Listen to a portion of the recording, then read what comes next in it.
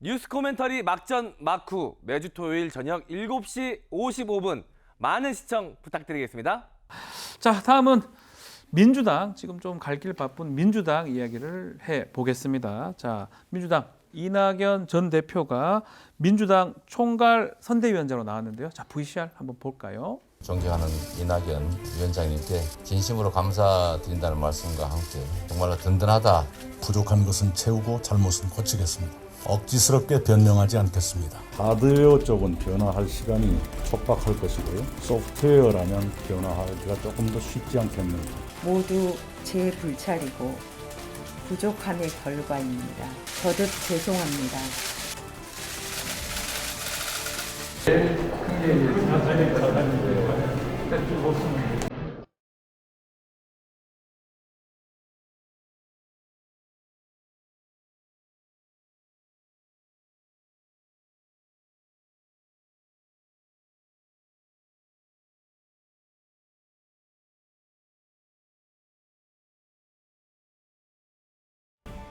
네, 자, 이낙연 전 대표가 민주당 총괄 선대위원장으로 전면에 나섰습니다.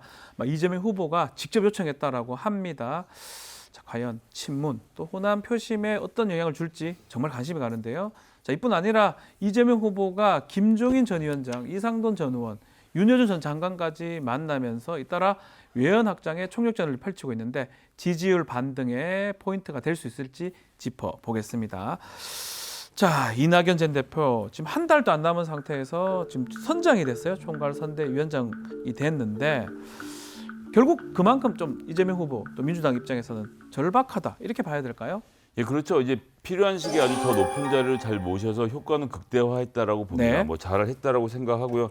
제가 취재해본 바로는 이낙연 전 대표는 한참 전부터도 적극적으로 응할 생각을 갖고 계셨던 것으로 파악이 됩니다. 네. 그래서 자리가 잘 정리돼서 모신 것이니까 뭐 일정 부분의 효과가 있을 거라고 생각합니다. 효과가 있을 것이다. 네. 이낙연 전 대표는 이미 국가비전 국민통합위원장을 맡아서 활동을 하고 있었습니다. 총괄 선대위원장으로 자리를 옮긴다고 해서 뭐 강성 친문이나 호남 표심이 좀 돌아올 수 있을까요?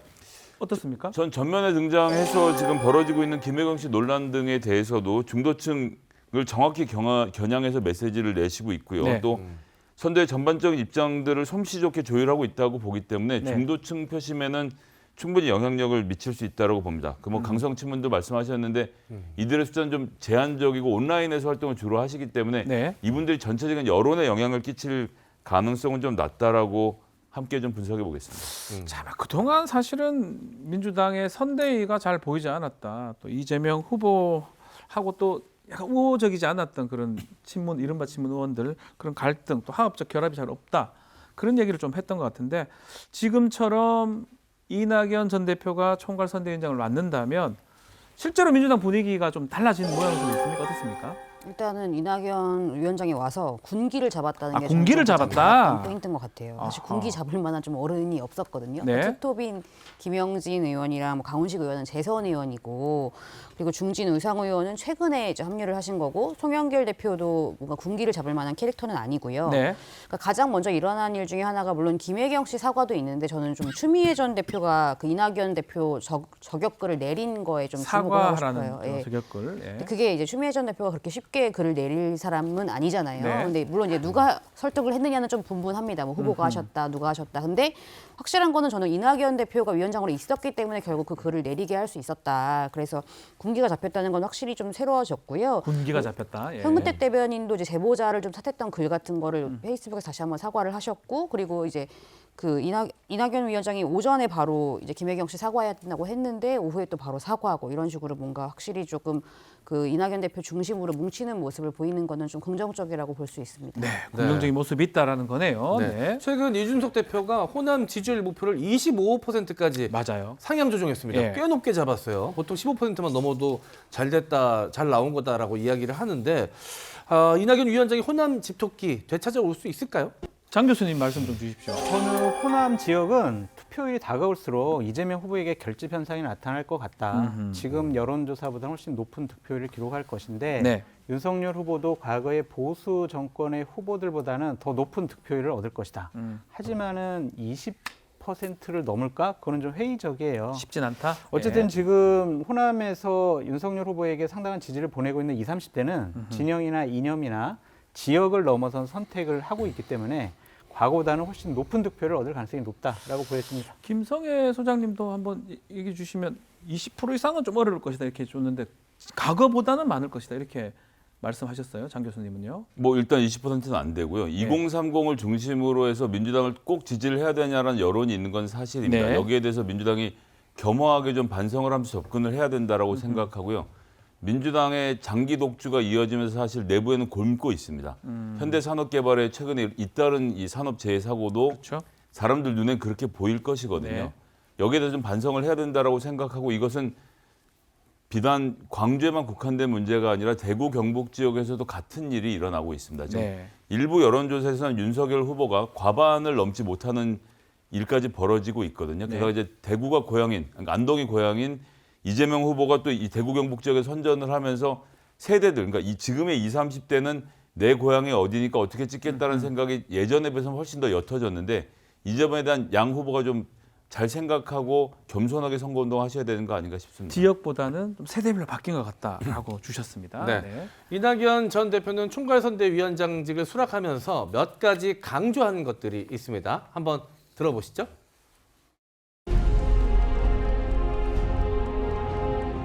민주당이 국민의 기대에 미치지 못한 것도 많습니다. 저희는 무엇이 부족한지, 무엇이 잘못됐는지 압니다. 부족한 것은 채우고 잘못은 고치겠습니다. 국민 여러분께 걱정을 드린 일도 적지 않습니다. 억지스럽게 변명하지 않겠습니다. 진솔하게 인정하고 겸허하게 사죄드리겠습니다.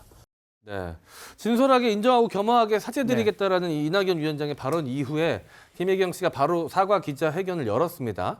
자, 그동안의 논란을 좀 일단락시키고 중도층에게도 좀 어필할 수 있을까요? 어떻습니까? 전 뭐 일단은 좀 어렵다고 봅니다. 네. 뭐 사과가 모든 사과가 대선 기간에 벌어진 사과가 충분하긴 어렵긴 한데요. 어쨌든 다시 언론으로 하여금 질문하게 만드는 사과는 문제를 끌고 가는 것이기 때문에 그런 점에서는 조금 부족했다라고 보는데 어제 대선 그 토론 과정에서 이재명 후보가 또 아주 고개를 확 숙이지 않으셨습니까? 네. 김혜경 씨도 고개를 확 숙였고 그렇다라고 한다면 이제 민주당의 스피커들하고 지지자분들도 이 문제에 대해서는 우리가 무슨 잘못인다라는 입장을 가져서는 안 되겠고 아하. 특히나 피해자의 정체성에 대한 이야기들도 하시면 안 된다라고 생각해요. 모든 내부 고발자는 자기가 불만이 있고 해고당하고 이렇게 되니까 이 폭로를 하는 거지 막 갑자기 기분 좋은데 폭로를 하지 않거든요. 그렇죠. 근데 그런 이유로 그 내부 고발자의 무슨 이 신빙성을 의심한다? 그가 가지고 나온 증거가 조작된 것이라면 매섭게 몰아쳐야 되겠지만 그것이 아니라고 한다라면 이런 모습 보여주는 건 중도층들한테 아무런 효과가 없고 지금은 누가 봐도 진영은 결집했고 중도층의 싸움이라는 점에서 이재명 후보와 김혜경 씨의 사과를 지지자들이 좀 잘 받아주셨으면 좋겠습니다. 자, 장 저는 교수님도요. 일단락은 됐지만 네. 그 제보자의 추가 폭로로 인해서 이재명 후보는 상당히 곤혹스러울 것이다라는 네. 생각을 갖고 있습니다. 계속 뭐 약간의 저희가 보기에는 어떻게 저 정도까지 저렇게까지 했을까 막 이런 폭로들이 계속 나오잖아요. 그래서 이재명 후보에게 상당히 안 좋은 것은 나쁜 사람 프레임에 갇힌 것이 아니냐라는 생각이 듭니다. 그러니까 계속 우리는 얘기를 하잖아요. 이재명 후보나 부부는 윤리적, 도덕적으로 그렇게 훌륭한 분들은 아니었지만 유능했다라고 생각이 드는데 지금까지 뭐 정과 사범이라든지 욕설이라든지 대장동 의혹이라든지 막 이런 것들에다가 이번에 불법 법인카드 사용 이런 것이 덧붙여지니까 도덕적으로 문제 있는 거 아니야? 나쁜 사람 아니야? 이런 프레임에 갇혔어요. 네. 이건 상당히 이재명 후보에게 안 좋다라고 쉽지 말씀드립니다. 않다. 네. 네. 이재명 후보는 최근 중도층 외연 확장의 일환으로 김종인, 이상돈, 윤여준 등 이 정치 원로들을 만났습니다.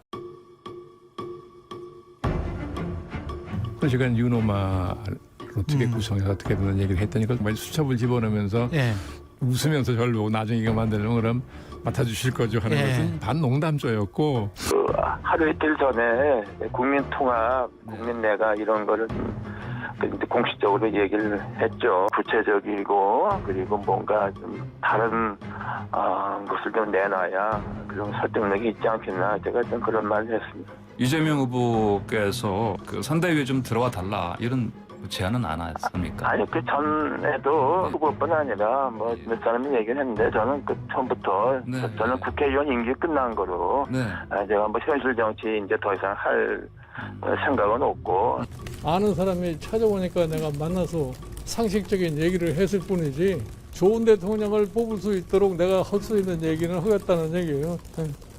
자, 정치 원로들하고 지금 이재명 후보가 잇따라 만나는 모양새인데 외연 확장에 도움이 될까요? 어떻게 보십니까?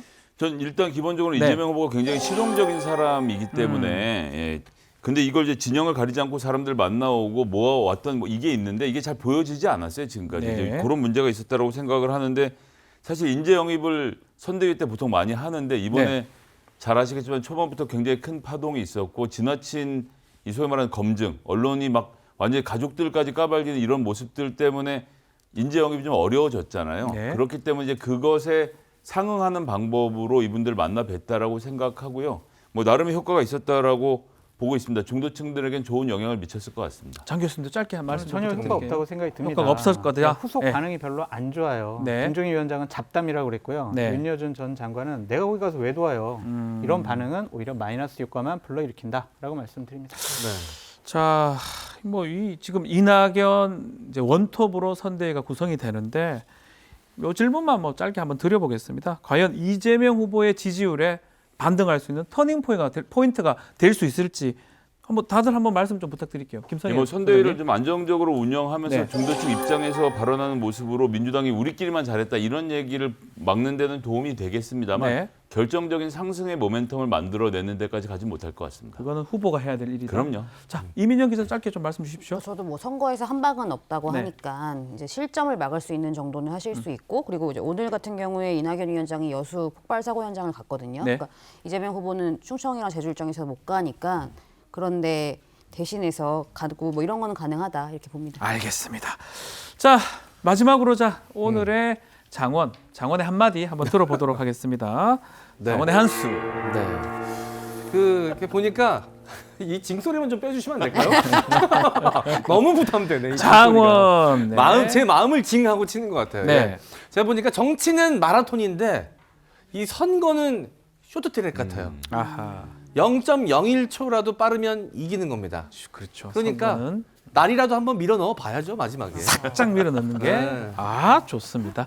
자, 뉴스 코멘터리 막점 막후 오늘은 여기까지입니다. 함께해 주신 시청자 여러분 그리고 유튜브를 통해서 또 함께해 주신 구독자분들께 감사의 말씀을 드리겠습니다. 저희는 다음 주 이 시간에 다시 찾아뵙겠습니다. 고맙습니다.